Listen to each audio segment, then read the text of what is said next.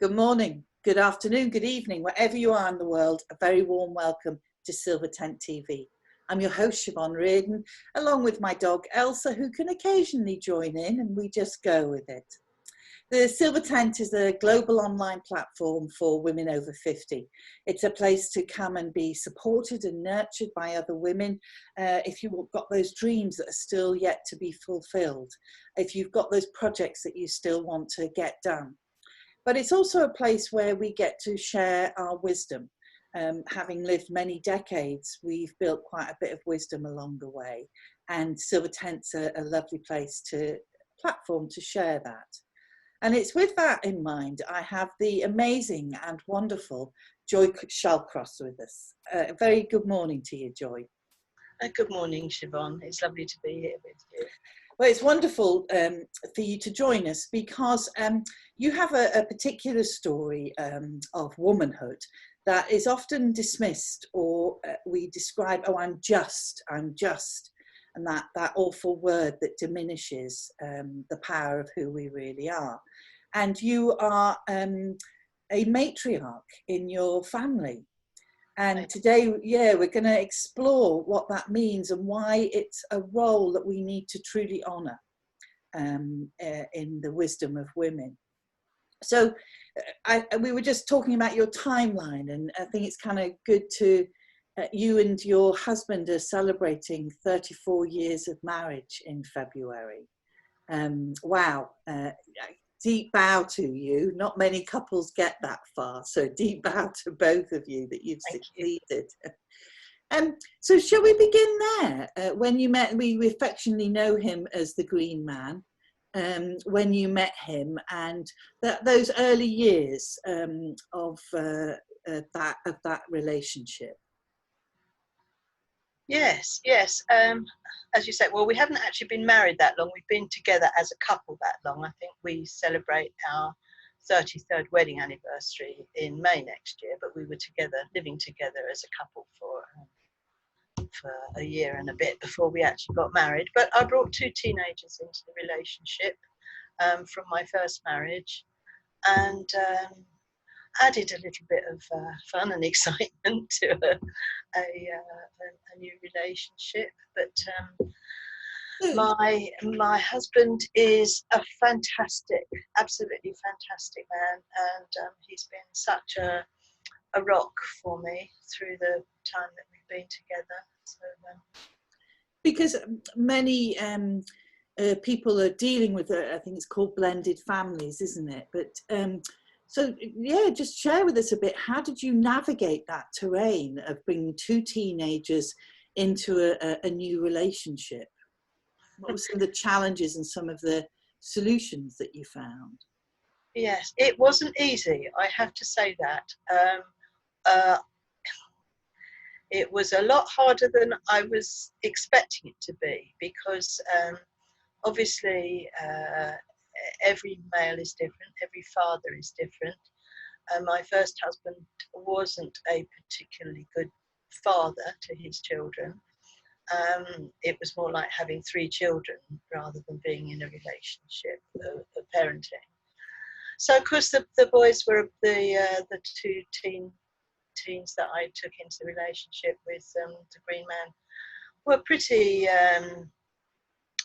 let's say, not wild, but disrespectful. I tried to bring them up to be as respectful as I could, but it was not an easy few years, especially as my husband also wanted to have a family of his own. He had not previously been married. He'd been in relationships, but he didn't have any family of his own. And I was in my early 40s, so I wasn't even sure whether or not have any children. So, it was a difficult few years, to say the least, but we got through it. Because that's the next layer, isn't it, of that story, was you then having your own children with the Green Man. And how did you navigate that terrain? Having the children with him was very easy. He was a natural father, a huge emotional and logistical support for me, and financially, um, we struggled a little bit, but on the whole, basically, he's always been a reasonably well earning software engineer, so we didn't have any real financial problems. So most of the problems came really, I suppose, from just the teens' adjustment to a different sort of lifestyle. And because it is so common and it's something that women face all the time, if you had a little bit of wisdom to share from having lived through that experience of blended family and navigating, what would you share with those women? Well, I suppose the biggest thing is to not expect your new husband to instantly take on fatherhood. It's a role that doesn't necessarily come easy with teens, because of, as a father, if a father is with his child from when it's born, then he is the child's father. But to expect a stepfather to come in and play a fatherly role is beyond reasonable expectations, I would say. You have to just accept that there might be personal differences and what have you. So we just paused a moment there because there was an echo going on, and we've cleared it now, haven't we, Joy? We have indeed, yes. Yeah, wonderful. And there you hear the beauty of Joy's voice. So we were just exploring about navigating that blended family, and especially I think you raised a really important point of not having those expectations of a stepfather to immediately take on that role of father, and actually just giving some space there to allowing that relationship to unfold naturally and organically. But I wanted to kind of move us up to present day. So we have our 4 children, and it's 4 sons, isn't it, Joy? It is 4 sons, yeah. Wow, so that's a male-dominated household. So it certainly was, yes. Yeah, so we're up to 4 sons, all of whom have married? They're all in long-term relationships, yes. Wonderful. And so, audience, here we go. How many now are in your direct family, if we look at grandparents? Yep. I have written it down. I have to look at my piece of paper. 23. 23 people. 23. And we call you the matriarch of that family. And I've got 2 definitions here of what is a matriarch. So it's a woman who's the head of a family or a tribe, or it's an older woman who is powerful within a family or organisation. And I wanted to know, first of all, what does that term mean to you as a matriarch? Well, to me, it just means that I'm just the head. No, I don't mean just. Cut just. I am the head of a large family. Yeah. I don't rule with power. I rule with love. I don't rule. I'm just there. I'm the head. And what does that role have for you? You know, how does that manifest in the daily life of your 23 person family? I think you'd have to ask them about that. I mean, as far as I'm concerned, they're my family. I love them all. They're all different, and I love them all because they're different. They're just there. They're just, they're mine. I think they probably just look up to me as being, oh, Nanny Joy. Yeah. And would you say that they would come to you for counsel, for advice? Not to me specifically. All of the girls have got their own mums that they go to. The boys, Green Man's boys come to him.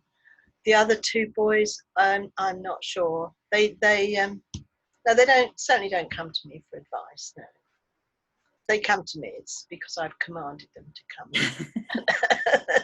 break bread with me. The royal command. Joy, there's a particular part to your story that I want us to turn to now, because it's a part of your story in 2019 when the world changed for you profoundly and dramatically. And so, yeah, I'd love you to share with our viewers what that change was. Yes, well, when I was 17, back in ancient history, I became pregnant. I had left school, I was working, but at that time, the age of consent was not 18 as it is now, it was 21. So at 17, I was considered to be still quite young. And in those days, you did what your parents told you to do. So when I became pregnant, my parents decided for me that I was not going to be able to keep the baby, that it was to be adopted. It was a son. I had him for 10 days before he was taken away from me and handed over to adopted parents. It was not a pleasant experience at all. I was heartbroken. I never forgot him. I always knew, I was told at the time that I would not be able to contact him at any stage. The records would disappear and that there would be no future contact. But the law changed subsequently. I can't remember when. I think it was maybe in the late 60s. The law changed. No, it would have been in the 70s because he was born in 66. The law changed in that he was able to, should he choose, he would be able to track me down, although I still couldn't track him down. So I lived for 50 odd years, hoping upon hope that he would want to track me down. I knew that even if I tried to find him, even if I did find him, I wouldn't be able to make contact because I wouldn't know whether he knew about me or not. And if he didn't know about me, then I obviously couldn't march in and say, I'm your real mother. So it was basically a little hole in my heart for 50 odd years. And then in early last year, I had a letter through the post. It was the 14th of February, I'll never forget it. It came through the post and he'd found me, he tracked me down and he wanted to know if I would like to meet him. So I just, what a profound moment, and on the 14th of February, the day that we celebrate love. Absolutely. So yeah, what was it like opening that letter? Well, to start with, I had no idea. It had a Shell logo on the front. It was handwritten with a Shell logo on the front. And it wasn't actually, he didn't actually write it. He asked a friend to write it for him. So it started off with, would I be interested in meeting a certain person? And I'll go back a little bit. GM had handed me the envelope and he'd gone off into the kitchen while I opened it. I read the first sentence and I screamed and he came running to see what the matter was. And I just threw my arms around him and threw the letter in his face, and he read the first line as well, and then we just hugged and sobbed and hugged because he had known about the child. Obviously, you don't go into a relationship without telling something like that. So, well, gosh, it was such an emotional time. I'm still bubbling up now just thinking about it. I know, so am I. And I just felt that really deeply, what that moment must have been like for you and for the Green Man as well. Yeah.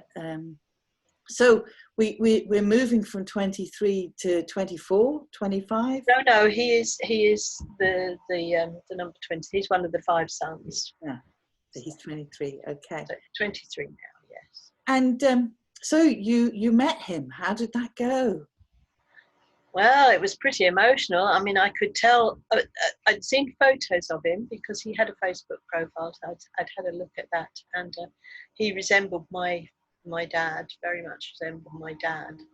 And because I told one or two people and they looked and they said, oh, he looks like you. He's the only one of the 5 who actually looks like me. But when I met him, he also resembled his natural father. It was, fairly obvious then that he was who he said he was, if there was ever any doubt. And then, of course, he wanted to be able to meet his father as well. So I was able to give him the information that he wanted in order to track down his birth father, whom he met earlier this year. That was nice too. And he's become part of the family now. Yes, as much as you can integrate a family that is spread over quite a wide geographical area, and obviously 5 men who are all in various different professions. We've had one whole family get together. We had planned to have another one this year, but obviously the current situation put paid to that. So as soon as we can all get together, then we'll arrange another family get together. So obviously at the moment, PJ doesn't know his brothers and sisters-in-law and nephews and nieces all that well, but he has met them. They've all accepted him as part of the family. So it's interesting, we began our conversation, didn't we, of you managing that kind of blended family and that bringing together. And it comes full circle, and we're back to you having to navigate that terrain again, and how beautifully you are navigating it. Joy, it's been amazing talking to you. We're never just mothers, are we? We're never just matriarchs. We are, mother and proud, matriarch and proud. Yeah, I have to say that I have never wanted to be a career woman. There was never a career that I wanted to follow. My childhood dream was to get married and have children and live happily ever after. Well, the happily ever after, it came eventually. It didn't come to start with, but I'm fulfilling my dream. It's all I ever wanted to do was to have a family and to love lots and lots of people. And look how amazingly you've done that. And I think a real inspiration and a real honouring of women choosing that role, how valuable it is. Yeah, thank you. Joy, it's been lovely talking to you. Thank you so much. At 72, you're still teaching us things about how to navigate life and relationships, and what a wonderful role model you are for us. Oh, thank you, Siobhan. I'll put the check in the post now to pay for the compliments. Thank you. It's been fun. I'm going to wipe my tears as well. Thank you. It's a really beautiful conversation, and so lovely to share such a powerful journey with you. Thank you. Wherever you are in the world, if the sun isn't shining in your skies, may it shine in your heart. This is Siobhan and Joy signing out. Thank you very much. Bye-bye.